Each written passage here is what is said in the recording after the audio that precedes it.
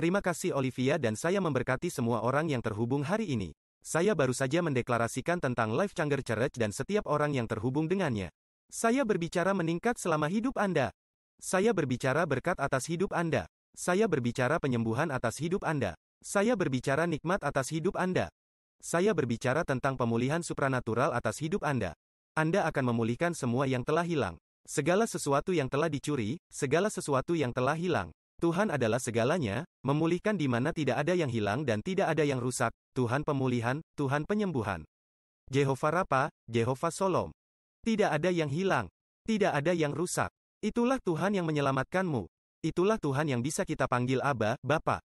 Baiklah, saya ingin masuk ke dalam firman Tuhan dengan Anda hari ini, dan saya ingin berbicara tentang pemulihan dan saya ingin berbicara tentang bagaimana Tuhan ingin memulihkan Anda hari ini. Kami menemukan bahwa ada 5 cara benar-benar untuk membangun diri kita sendiri minggu lalu, seperti yang kita lihat bahwa Daud ketika dia berada dalam waktu kehilangan, dia harus menyemangati dirinya sendiri di dalam Tuhan.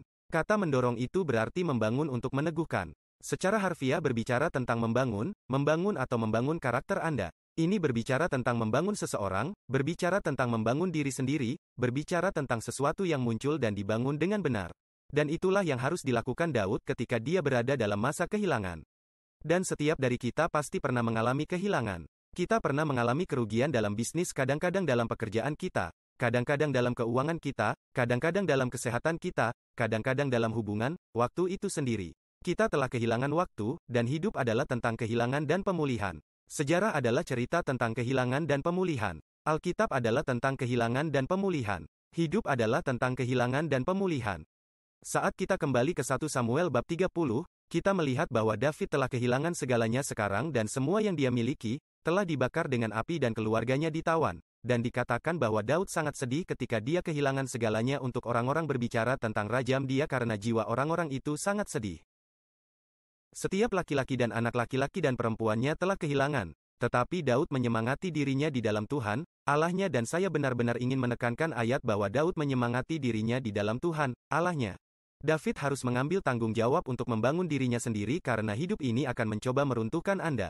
Setan akan mencoba meruntuhkan Anda. Cobaan hidup akan mencoba untuk meruntuhkan Anda dan akan tiba saatnya ketika kita masing-masing harus membangun diri kita sendiri. Dan kita belajar minggu lalu dan saya akan membahas 5 hal dengan cepat bersama bagaimana Anda membangun diri. Ada 5 cara. Nomor 1. Anda harus mencintai diri sendiri.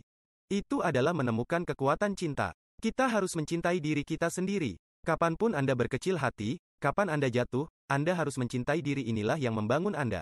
Alkitab mengatakan dalam 1 Korintus pasal 8, pengetahuan membusungkan, tetapi cinta membangun. Hanya memiliki pengetahuan tentang hal-hal terkadang membuat kita sombong.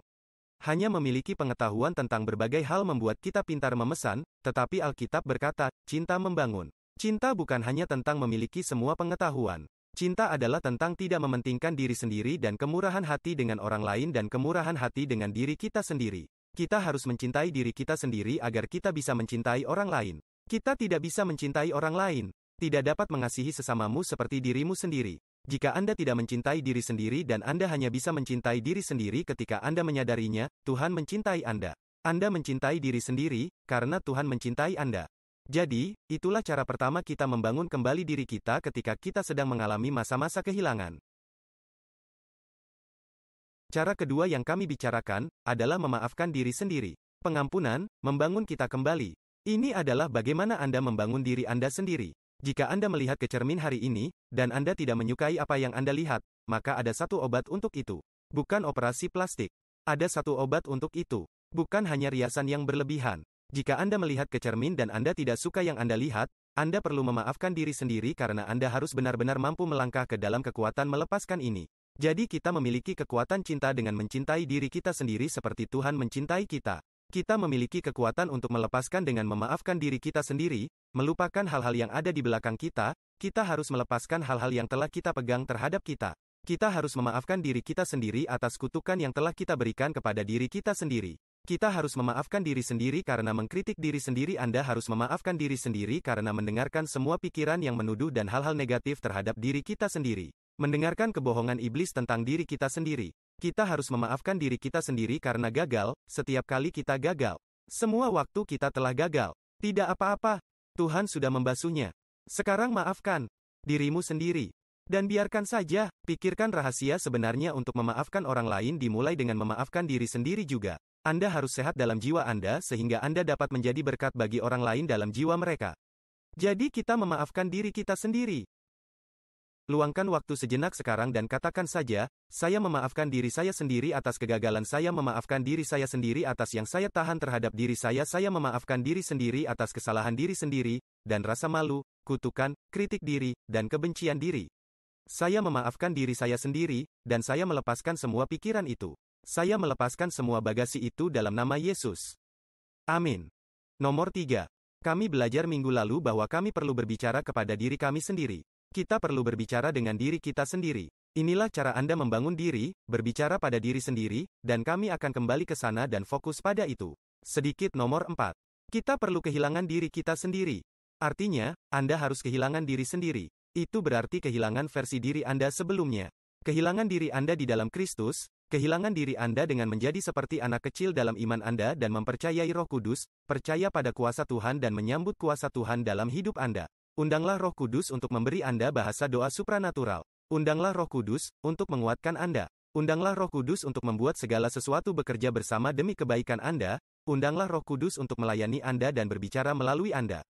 Kita harus kehilangan diri kita sendiri dan kehilangan rasa malu akan hal-hal Allah. Kita tidak perlu malu untuk mengangkat tangan. Kita tidak perlu malu untuk datang ke gereja. Kita seharusnya tidak malu untuk memberikan persepuluhan kita. Kita seharusnya tidak malu. Kita seharusnya tidak malu untuk berdoa dalam bahasa roh atau berdoa dengan air mata atau berdoa dengan putus asa. Tuhan tolong. Tidak ada yang perlu disesali, tidak ada yang perlu disesali. Kita perlu kehilangan diri kita sendiri dalam hal-hal Allah, kehilangan diri kita sendiri dan menemukan diri kita di dalam Kristus. Temukan diri kita dalam apa yang Yesus lakukan bagi kita. Temukan identitas kita dalam dirinya. Dan kelima, kita berbicara tentang salah satu cara untuk membangun diri kita sendiri ketika kita kalah, ketika kita jatuh, kita putus asa. Jadi, kita harus melibatkan diri kita sendiri dan itu berbicara tentang kekuatan gereja, kekuatan keluarga gereja. Kita harus melibatkan diri dengan terhubung ke gereja, dengan menyadari bahwa gerbang neraka tidak akan menang melawan gereja. Itulah kita secara kolektif bersama. Itulah kita, terhubung secara kolektif dan tetap terhubung. Itulah kekuatan gereja adalah kita harus melibatkan diri tidak hanya dengan menghadiri online atau hadir secara langsung, tetapi juga dengan terlibat dengan menjadi bagian dari kelompok kehidupan, kelompok kecil, menjadi bagian dari pesta jaga, menjadi bagian dari melayani dan terlibat dalam hati untuk rumah, terlibat dalam hal-hal Tuhan, terlibatlah dalam hal-hal yang terjadi di gereja Anda, dengan cara tertentu, jadilah prajurit doa. Jadilah pendoa syafaat bagi gereja. Daftar dan katakan, saya ingin menjadi orang yang berdoa setiap hari setidaknya 1 atau 2 saat bagi keluarga gereja kami untuk menjangkau dunia ini dengan Injil dan untuk saling mengasihi dan menjadi mercusuar terang Allah dan kasih-Nya di dunia ini. Dunia, yang melibatkan diri Anda sendiri. Ikut terlibat. Bukan melalui saluran gosip kegerejaan, tetapi terlibatlah dengan melayani, terlibatlah dengan memberi, terlibatlah dengan kemurahan hati Anda. Terlibat dengan koneksi Anda dan mendorong orang lain dan membangun orang lain. Itulah yang saya maksud dengan terlibat. Itulah yang Tuhan maksudkan dengan terlibat. Efesus bab 4, ayat 11, mengatakan Dia memberikan beberapa sebagai nabi dan rasul, nabi, penginjil, pendeta dan guru untuk memperlengkapi para orang suci untuk pekerjaan pelayanan untuk pembangunan tubuh Kristus, sampai kita semua sampai pada kesatuan iman, tidak lagi terombang-ambing seperti anak-anak yang mencapai kedewasaan penuh dan patung penuh dalam Yesus Kristus, tetapi tidak lagi anak-anak yang terombang-ambing dengan setiap angin doktrin. Begitu banyak orang Kristen, mereka hanya mengikuti apapun yang tampaknya populer dan kemudian sesuatu yang lain. Beberapa kata kenabian di sini menjadi populer, orang mengejar itu dan beberapa musik menjadi populer. Orang-orang mengejar itu dan seorang pembicara menjadi populer. Jadi mereka mengejar itu. Kita tidak dapat terombang-ambing untuk percaya, Anda tahu, percaya pada satu hal tentang keselamatan, bahwa itu adalah melalui kasih karunia dan kemudian tiba-tiba seseorang datang dan berkata, tidak, itu adalah melalui perbuatan. Kita tidak bisa membiarkan hal-hal itu mengacaukan kita. Kita harus stabil dan terhubung dengan tubuh Kristus dan terlibat dengan cara ini. Dia mengatakan, tetapi berbicara kebenaran dalam cinta, bahwa kita tumbuh menjadi segala sesuatu. Siapakah kepala bahkan Kristus yang untuknya seluruh tubuh disatukan dan dirajut oleh apa yang disediakan oleh setiap sendi menurut kuasa Allah, yang bekerja di dalam kita untuk membangun tubuh di dalam kasih. Itulah yang ada di sana.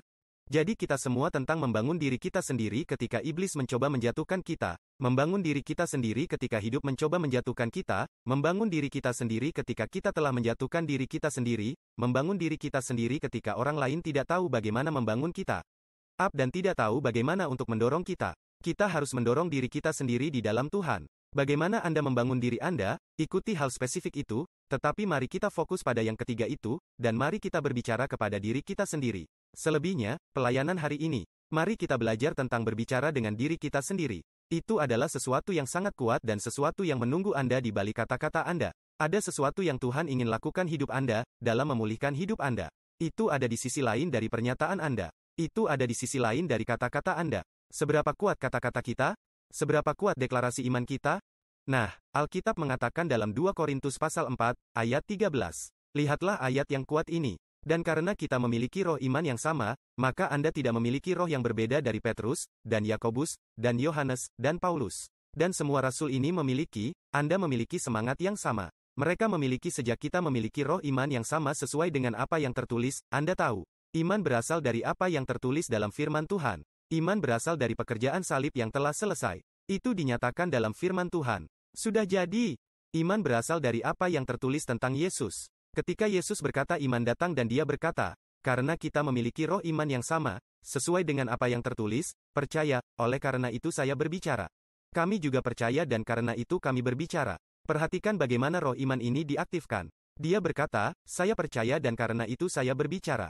Karena itu, kami juga percaya dan karena itu, kami berbicara. Perhatikan pola bahwa Paulus mengatakan apa yang Alkitab katakan, dalam tulisan suci sebelumnya yang telah ditulis. Dia mengatakan dalam kitab saya percaya, oleh karena itu saya dan kemudian Paulus berkata karena itu juga percaya dan karena itu kami dengan kata lain, apa yang Anda lihat dalam firman Tuhan ketika mereka mempercayainya dan mereka mengucapkannya. Itulah yang perlu kita lakukan dengan mempercayainya. Dan berbicara itu kita bisa melakukan apa yang mereka lakukan. Itulah sebabnya kita memiliki roh iman yang sama. Jika Anda pergi ke Ayub bab 22 ayat 28, kitab suci yang agung, Anda akan memutuskan sesuatu dan itu akan ditetapkan untuk Anda. Saya pikir King James Bible yang baru mengatakan, Anda harus dan itu akan ditetapkan untuk Anda dan terang akan menyinari jalan Anda. Perhatikan apa yang dia katakan, Anda tidak menunggu sampai Tuhan memutuskannya. Dia mengatakan Anda akan memutuskannya dan itu akan ditetapkan untuk Anda. Anda akan menyatakannya dan itu akan ditegakkan bagi Anda dan terang akan menyinari jalan Anda. Itu akan Anda nyatakan, itu akan didirikan untuk Anda dan terang akan menyinari jalan Anda.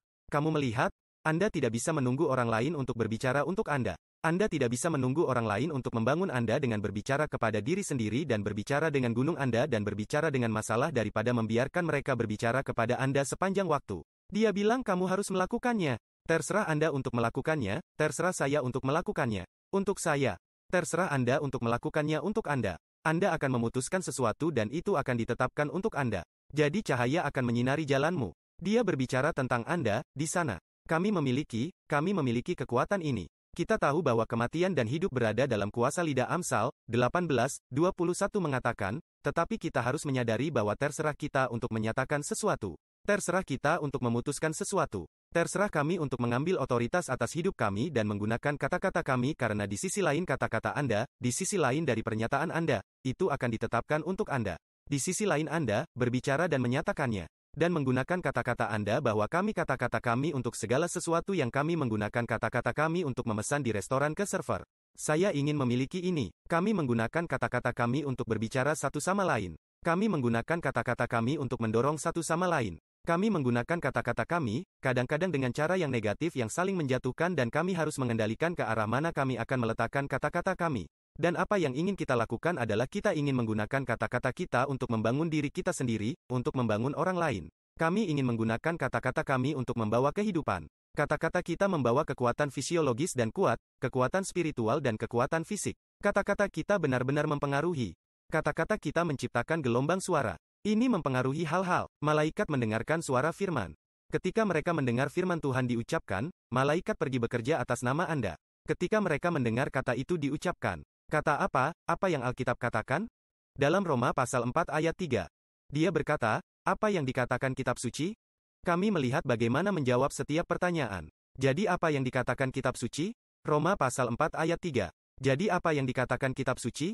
Inilah yang perlu kita tanyakan setiap kali kita bertanya-tanya apa yang harus dikatakan. Setiap kali kita bertanya-tanya, apa yang harus keluar dari mulut kita? Apa yang dikatakan kitab suci? Kapan saja kita bertanya-tanya bagaimana menangani suatu situasi. Apa yang dikatakan kitab suci? Apa yang dikatakan kitab suci? Kita perlu mengatakan apa yang dikatakan kitab suci. Dikatakan, Anda adalah kepala dan bukan ekor. Jadi saya katakan saya adalah kepala dan bukan ekor. Dikatakan saya di atas dan bukan di bawah. Jadi saya katakan saya di atas dan bukan di bawah. Lihat, saya tahu bahwa saya mengatakan hal-hal yang Anda tahu, tetapi saya tidak berpikir kita dapat memperlakukan kata-kata kita sebagai topik yang hanya kita kunjungi sesekali. Itu perlu menjadi sesuatu yang kita miliki sebagai gaya hidup kata-kata. Gaya hidup menggunakan kata-kata yang membangun, menggunakan kata-kata yang berbicara yang mendorong, menggunakan kata-kata yang menguatkan, menggunakan kata-kata yang menciptakan. Anda akan menentukan sesuatu dan itu akan ditetapkan untuk kamu. Bagaimana menyebut hal-hal yang tidak seolah-olah mereka? Inilah kekuatan kata-kata kita. Inilah kekuatan lidah kita. Ini adalah kekuatan yang kita miliki. Anda lihat setan akan senang mengambil apa yang Anda miliki. Setan telah mencoba untuk mengambil apa yang Anda miliki, dan kita semua telah mengalami beberapa kerugian dalam hidup kita, tetapi kita akan melihat betapa kuatnya kata-kata kita dalam memulihkan hal-hal ini, ketika kita mendapatkan salah satu hal yang telah diambil darinya. Kita. Nah, dengan David, itu adalah miliknya, dan itu adalah hubungannya. Itu adalah kekuatannya, dan itu adalah keluarganya, dan pasukannya, semua orang yang merupakan bagian dari orang-orang perkasa dari Daud. Dia kehilangan hubungan. Dia kehilangan keluarganya. Tentu saja, mereka diculik, dan mereka memiliki potensi untuk dikembalikan. Jadi situasinya seperti itu. Ada hal-hal yang telah diambil dari kita yang berpotensi untuk dikembalikan. Jika kita tahu bagaimana membangun diri kita di daerah ini, secara khusus, dan terutama untuk kata-kata kita hari ini, kita harus berbicara dengan diri kita sendiri. Kita harus berbicara untuk diri kita sendiri apa yang ingin kita lihat terwujud dalam hidup kita. Ya, begitulah kekuatan kata-kata kita. Dalam Roma pasal 8, ayat 31, dikatakan, apa yang akan kita katakan, kemudian tentang hal-hal ini? Apa yang akan kita katakan tentang hal-hal ini? Dia berbicara tentang banyak hal dalam pasal ini, dalam Roma pasal 8, kematian, kehidupan, malaikat, kerajaan. Dia berbicara tentang bagaimana dia diatasi dan dia berbicara tentang semua hal negatif yang terjadi. Apa yang harus kita katakan ketika kita tanpa pakaian? Apa yang harus kita katakan ketika tidak memiliki apa yang kita butuhkan? Apa yang harus kita katakan ketika kita diserang oleh musuh? Apa yang akan kita katakan tentang hal-hal ini? Inilah yang akan kita katakan tentang hal-hal ini. Jika Tuhan di pihak kita, siapa yang bisa melawan kita? Apa yang akan kita katakan tentang hal-hal ini? Ini adalah pertanyaan. Dan kemudian jawabannya jika Tuhan di kita, siapa yang bisa melawan kita? Itulah masalahnya. Hal ini seperti sangat mudah. Itu ada di depan kita. Apa yang akan kita katakan tentang hal-hal ini? Ketika sesuatu diambil dari kita, apa yang harus kita katakan tentang hal-hal ini ketika musuh datang melawan kita? Apa yang akan kita katakan tentang hal-hal ini? Kami telah kehilangan waktu. Kami telah kehilangan uang. Kami telah kehilangan hubungan. Kami telah kehilangan peluang. Kami telah kehilangan kekayaan. Kami telah kehilangan kesehatan. Apa yang akan kita katakan tentang hal-hal ini? Jika Tuhan di pihak kita, siapa yang bisa melawan kita? Pertanyaan diajukan, dan jawabannya diumumkan. Kemudian dia berkata, dia yang tidak menyayangkan putranya sendiri, tetapi menyerahkannya untuk kita semua, bagaimana mungkin dia tidak bersamanya dengan bebas memberi kita segala sesuatu? Ini adalah sesuatu yang telah saya pelajari untuk dikatakan. Terima kasih, Tuhan, bahwa Anda yang tidak menyayangkan putra Anda sendiri, tetapi menyerahkannya untuk saya, bagaimana Anda tidak bersamanya dengan bebas memberi saya segala sesuatu? Siapa yang akan mengajukan tuntutan terhadap orang-orang pilihan Allah? Ini adalah hal-hal yang harus kita katakan. Tuhanlah yang membenarkan. Siapa dia yang mengutuk? Dia melanjutkan dengan mengatakan, adalah Kristus yang telah mati, lebih jauh lagi, telah bangkit, yang bahkan berada di sebelah kanan Allah yang juga menjadi perantara bagi kita. Ini adalah hal-hal yang harus kita katakan. Apa yang akan kita katakan tentang hal-hal ini? Ini adalah hal-hal. Apa yang akan kita katakan tentang hal-hal ini? Hal-hal ini, siapa yang akan memisahkan kita dari kasih Kristus? Akankah kesengsaraan atau kesusahan, penganiayaan, kelaparan, ketelanjangan, bahaya, pedang? Tidak, hal-hal ini tidak dapat dipisahkan. Kami tidak akan membiarkan hal-hal ini memisahkan kami. Apa yang akan kita katakan kepada ini? Apa yang harus kita katakan kepada kesengsaraan? Tuhan, bagi saya, tidak melawan saya. Tuhan di pihakku, siapa yang bisa melawan? Apa yang harus kita katakan pada kesusahan? Tuhan adalah untukku. Siapa yang bisa melawan saya? Apa yang harus kita katakan tentang penganiayaan? Jika Tuhan di pihak saya, siapa yang bisa melawan saya? Penganiayaan adalah sesuatu yang mengejar Anda. Mati selalu mengejarmu. Ketakutan selalu mengejar Anda, kekhawatiran dan kecemasan, mungkin selalu mengejar Anda. Apa yang harus kita katakan pada hal-hal itu? Jika Tuhan di pihak kita, siapa yang bisa melawan kita? Apa yang harus kita katakan kepada kelaparan telanjang? Apa yang harus kita katakan tentang ketelanjangan? Pertama-tama kenakan pakaian, tetapi apa yang harus kita katakan tentang ketelanjangan? Jika Tuhan di pihak saya, siapa yang bisa melawan saya? Saya tidak punya uang bahkan untuk mendapatkan pakaian. Jika Tuhan di pihak saya, siapa yang bisa melawan saya? Saya mencari dulu kerajaan Allah dan semua hal ini ditambahkan kepada saya. Apa yang akan kita katakan?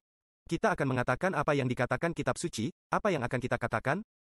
Kita harus mengatakan apa yang dikatakan kitab suci. Ini adalah bagaimana melihat kuasa Tuhan dipulihkan. dan mengembalikan hal-hal yang telah diambil dari kami selama setahun terakhir ini. Selama beberapa tahun terakhir ini, selama dekade terakhir hidup Anda, selama kehidupan terakhir ini. Jangan meremehkan kekuatan kata-kata Anda. Ya, saya melakukan itu. Setiap kali saya harus benar-benar tahu sesuatu dengan cepat. Saya hanya mengatakannya seperti doa kecil, Anda tahu, hanya berharap itu berhasil. Tidak, kita harus menggunakan kata-kata kita seperti alat. Alkitab mengatakan bahwa kata-kata kita seperti pedang bermata dua yang tajam. Kata-kata kita adalah palu. Mereka adalah alat kami, dan kata-kata kami adalah pedang kami. Mereka adalah senjata. Anda tidak hanya menggunakan alat atau senjata sembarangan, Anda tidak hanya menggunakan alat atau senjata sembarangan. Saat Anda menggunakan alat, Anda harus menggunakannya seperti yang dirancang. Saat Anda menggunakan senjata, Anda harus menggunakannya dengan cara yang dirancang. Anda harus mengarahkannya tepat ke arah yang Anda inginkan. Kalau mau paku masuk ke kayu, jangan pukul di sini. Jika Anda paku di sini, Anda tidak memukul di sini. Kita harus menyadari kata-kata kita seperti itu. Jika kita berurusan dengan penyakit, kita perlu mengucapkan kata-kata kesehatan dan penyembuhan atas diri kita sendiri. Jika kita berurusan dengan keputusasaan, kita perlu mengucapkan kata-kata penyemangat atas diri kita sendiri. Jika kita berurusan dengan depresi, kita perlu mengucapkan kata-kata sukacita dan kegembiraan atas diri kita sendiri. Kita memiliki kekuatan untuk melakukannya, tetapi kita tidak sering menggunakan kekuatan itu. Sebagian besar waktu kita menunggu Tuhan untuk sesuatu, dan Dia menunggu kita untuk mengatakannya.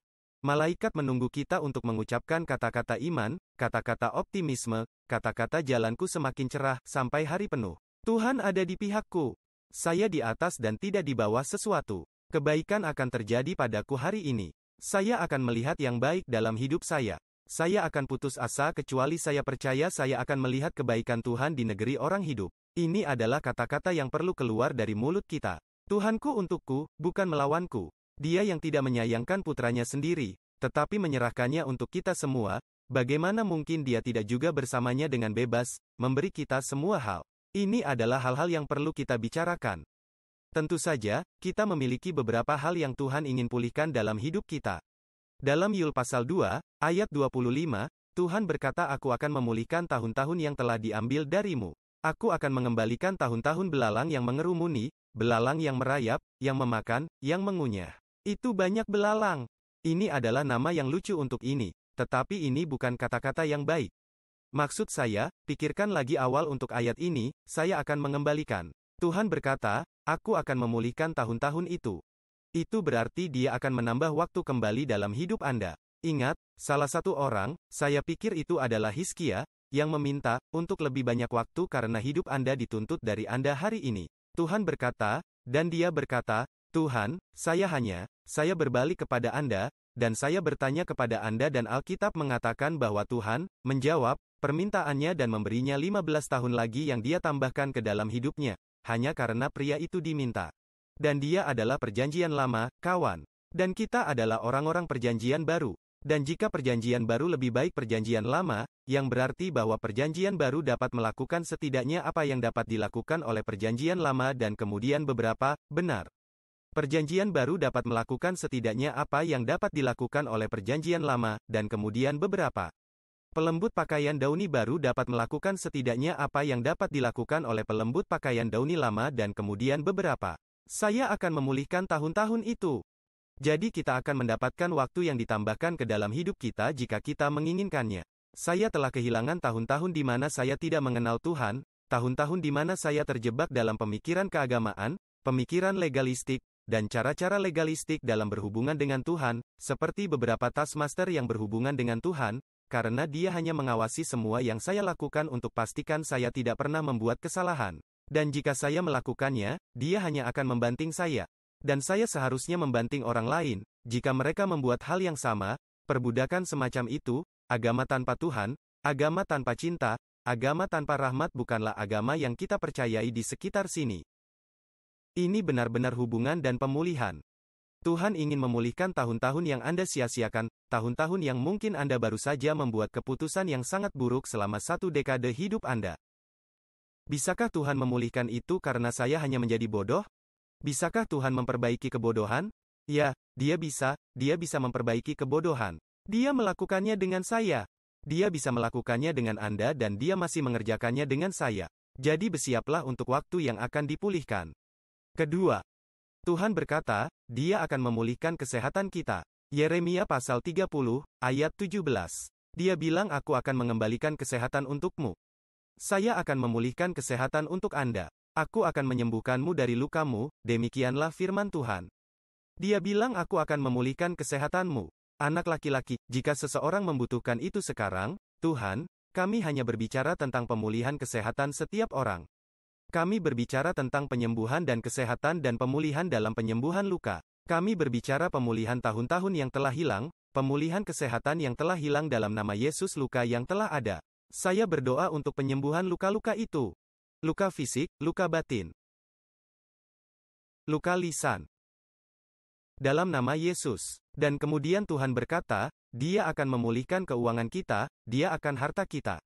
Dia berkata, jika pencuri itu ditemukan, dia harus membayar kembali 7 kali. Kita melihat sejarah berulang dalam kitab suci bahwa pria dengan domba yang hilang menemukan dombanya yang hilang. Domba yang hilang dipulihkan. Wanita dengan koin yang hilang. Koinnya dipulihkan, pria dengan putra yang hilang. Putranya dipulihkan. Saya suka apa yang dikatakan dalam Ulangan pasal 30, dimulai dari ayat 3 di The Message Bible. Tuhan, Tuhanmu mengatakan bahwa, katakanlah, Dia adalah Tuhanku. Tuhan, Tuhanmu, selamatkan Tuhanku, katakan itu. Dia adalah Tuhanku, Tuhan Tuhanmu akan memulihkan semua yang hilang darimu. Dia akan memiliki belas kasihan pada Anda. Dia akan kembali dan mengambil potongan-potongan dari tempat-tempat di mana Anda tersebar, tidak peduli seberapa jauh Anda berakhir. Tuhan, Tuhanmu akan mengeluarkanmu dari sana dan membawamu kembali ke tanah leluhurmu yang pernah dimiliki dan akan menjadi milikmu lagi. Dia akan memberimu kehidupan yang baik dan kamu akan membuat kamu lebih banyak dari nenek moyangmu. Tuhan, Tuhanmu, akan memotong ketidakpedulian hatimu, dan hati anak-anakmu, dan ada beberapa orang yang menonton sekarang, beberapa orang terhubung yang membutuhkan hati anak-anakmu untuk dipulihkan kepada Tuhan. Mungkin Anda kacau sebagai orang tua. Aku tahu aku melakukannya berkali-kali. Tuhan entah bagaimana bekerja melaluinya. Anda hanya bernubuat dan berbicara tentang pemulihan hati anak-anak Anda, melembutkan hati anak-anak Anda, melembutkan hati anggota keluarga Anda sehingga mereka akan menerima Yesus ke dalam hidup mereka. Dia berkata, Tuhan akan memotong ketidakpedulian hatimu dan hati anak-anakmu, membebaskan Anda untuk mencintai Tuhan, Tuhanmu dengan sepenuh hati dan jiwamu dan hidup benar-benar hidup. Tuhan, Tuhanmu akan menempatkan semua kutukan ini pada musuhmu. Setan adalah musuh. Jadi kutukan ini tidak sampai pada seseorang yang menyakitimu. Mereka membiarkan kutukan ini kembali ke iblis di mana mereka berasal. Amin. Tuhan Tuhanmu akan memulihkan setiap. Saya suka apa yang dia katakan di awal ayat 3. Lihat itu lagi. Tuhan Tuhanmu akan memulihkan semua yang hilang darimu. Katakan itu. Tuhan, Tuhanku akan memulihkan semua yang hilang dariku. Mengapa begitu penting bahwa saya mengatakan itu? Karena semua tulisan suci yang saya tunjukkan kepada Anda tentang kekuatan kata-kata Anda dan bagaimana dengan yang ini, lihatlah ayat ini dalam Yesaya pasal 42 untuk melihat Yesaya pasal 42, ayat 22. Bacakan ini untuk Anda dari King James Bible yang baru. Dia mengatakan, tapi ini adalah orang yang dirampok dan dijarah. Sekarang ingatlah Tuhan, Tuhanmu, melihat Tuhanku. Karena dia adalah Tuhanku, katakan dia adalah Tuhanmu. Dia adalah Tuhanmu juga. Jika Yesus sebagai penyelamat Anda, Tuhan adalah Tuhan Anda, bukan? Tuhan, Tuhanmu akan memulihkan semua yang telah hilang. Sekarang, perhatikan apa yang dia katakan di sini dan bagaimana hal itu terjadi. Salah satu cara ini terjadi. Ini adalah orang-orang yang dirampok dan dijarah. Semuanya terjerat dalam lubang. Mereka disembunyikan di rumah-rumah penjara. Mereka adalah mangsa bagi pemangsa. Kami adalah mangsa pemangsa dan tidak ada yang melepaskan. Kami menjadi rampasan karena tidak ada yang mengatakan pulihkan. Mungkin Anda pernah mendengar saya membagikan ayat ini sebelumnya, tetapi saya ingin Anda menyadari betapa kuatnya ini bahwa di musim ini di mana Anda membutuhkan waktu yang dipulihkan, Anda perlu waktu yang dipulihkan. Anda perlu memulihkan kesehatan. Anda perlu keuangan dipulihkan, dan semua hal yang telah hilang dipulihkan. Dia berkata, kita tetap menjadi mangsa, kita tetap dijarah. Kami tetap terpenjara ketika tidak ada yang mengatakan pulihkan. Jadi kata itu perlu keluar dari mulut kita. Saya harus berbicara atas hidup saya menyatakan memulihkan waktu saya. Saya menyatakan memulihkan waktu saya yang hilang, memulihkan kesehatan saya yang hilang, memulihkan keuangan saya yang hilang, memulihkan ide-ide saya yang hilang, memulihkan peluang saya yang hilang, memulihkan anggota keluarga saya yang hilang. Saya menyatakan memulihkan. Anda dapat mengatakan ini dengan lantang. Lihat alasan kami tetap terjebak, dan alasan yang saya katakan kepada Anda lebih awal, di sisi lain kata-kata Anda begitu banyak pemulihan, menunggu Anda. Di sisi lain kata-kata Anda adalah begitu banyak pengembalian dalam pemulihan dan semua yang hilang dari David adalah di sisi lain dirinya, mendorong dirinya sendiri di dalam Tuhan di sisi lain mendorong dirinya sendiri di dalam Tuhan, di sisi lain sisi Anda mendorong diri sendiri dengan menyatakan memulihkan. Anda berbicara kepada gunung akan dihapus. Anda mengatakan jika Tuhan di pihak saya, siapa yang bisa melawan saya? Anda mengatakan saya adalah kepala dan bukan ekor.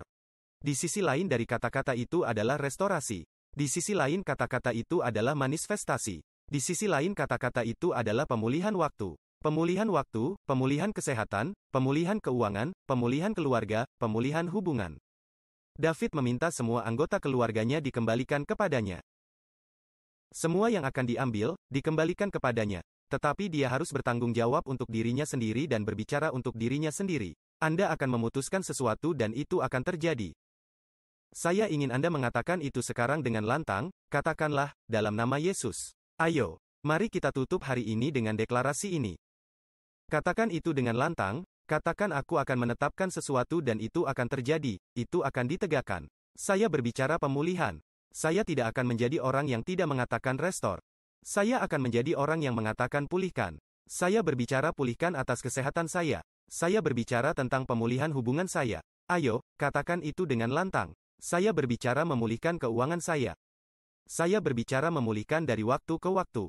Saya berbicara tentang pemulihan dan pemulihan tahun-tahun yang hilang, uang yang hilang, waktu yang hilang, kesempatan yang hilang, hubungan yang hilang, anggota keluarga yang hilang. Saya berbicara pemulihan. Saya berbicara tentang keselamatan, saya berbicara tentang penyembuhan dan kesehatan. Saya berbicara berkat atas bagian-bagian hidup saya ini. Saya mengatakan semua yang hilang dalam api, semua yang hilang selama pandemi, semua yang hilang di musim kegagalan, dalam hidup saya. Saya menyatakan pemulihan dalam nama Yesus. Saya menyatakan setiap momen itu dipulihkan.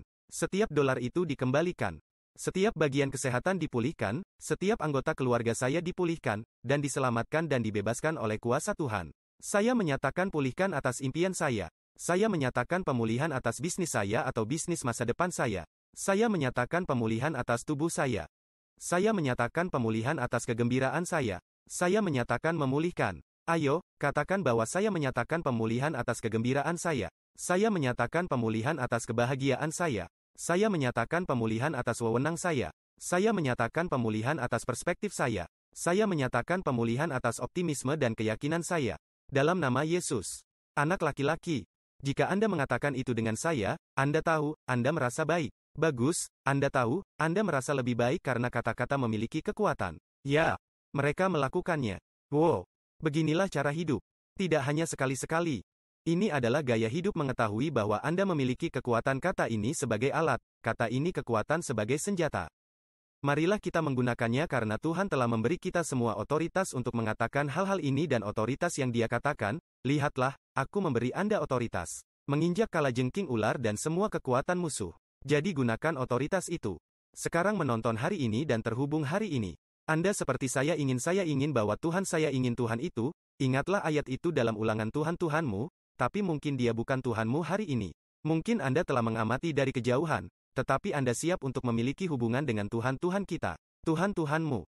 Doakan saja doa ini. Anda menginginkan hubungan dengan Tuhan Anda ingin memastikan Anda akan masuk surga juga. Doakan doa ini. Ucap Ayah Surgawi. Saya mengundang Yesus Kristus ke dalam hidup saya sebagai Juru Selamat dan Tuhan saya. Katakan bahwa saya mengundang Yesus Kristus ke hidup saya sebagai Juru Selamat dan Tuhan saya percaya Yesus mati untuk dosa-dosa saya dan bangkit dari kematian. Mulai saat ini dan seterusnya. Saya adalah anak Tuhan.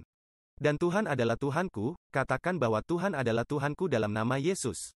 Amin. Jika Anda berdoa-doa itu, pastikan untuk menghubungi saya. Biarkan aku tahu.